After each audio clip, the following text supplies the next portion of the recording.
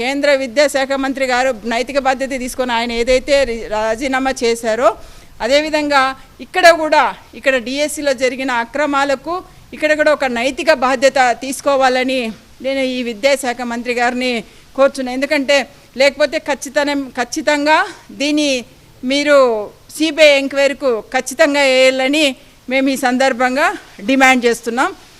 ఒక ఉద్యోగికి ఈరోజు అక్రమంగా ఒక పోస్ట్ ఒక ఉద్యోగికి ఇస్తే ఆ ఉద్యోగి నిజంగా వాళ్ళ అర్హత నిజంగా వాళ్ళ టాలెంట్ను ఈరోజు మీరు అవమానపరిచినట్లు, అదేవిధంగా వాళ్ళ జీవితాలతో ఆడుకున్నట్టు ఈరోజు ఒక ఉద్యోగి పోస్టు ఒక అక్రమంగా ఒక పోస్టును మీరు అమ్ముకుంటే ఆ పోస్టుకు నిజంగా దాంట్లో సెలెక్ట్ అయ్యే ఒక అభ్యర్థికి వాళ్ళ కుటుంబాలకు ఈరోజు వాళ్ళ కుటుంబాలు కానీ వాళ్ళు కానీ నిజంగా చాలా బాధపడే పరిస్థితి. కాబట్టి దయచేసి ప్రతి ఏది ఎగ్జామ్ జరిగినా ఖచ్చితంగా కరెక్ట్గా కండక్ట్ చేయాలని, ఇటువంటి అక్రమాలకు చేయకూడదని ఈ ప్రభుత్వాన్ని మేము డిమాండ్ చేస్తున్నాం.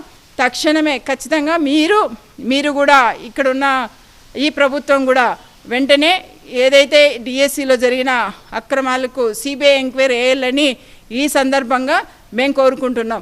ఎందుకంటే మీరు ఎప్పుడు కూడా మేము ఇచ్చిన పోస్టులే కరెక్ట్గా ఉన్నాయి, ఇక్కడ ఎక్కడా కూడా అక్రమాలు జరగలేదని ఈ ప్రభుత్వము ఈ ఉద్యోగస్తులతో ఎవరైతే ఆఫీసర్లు ఇచ్చారో ఈ డిఎస్సికి సంబంధించి వాళ్ళే మేము కరెక్ట్గా చేశామని వాళ్ళు చెప్పుకుంటే సరిపోదు.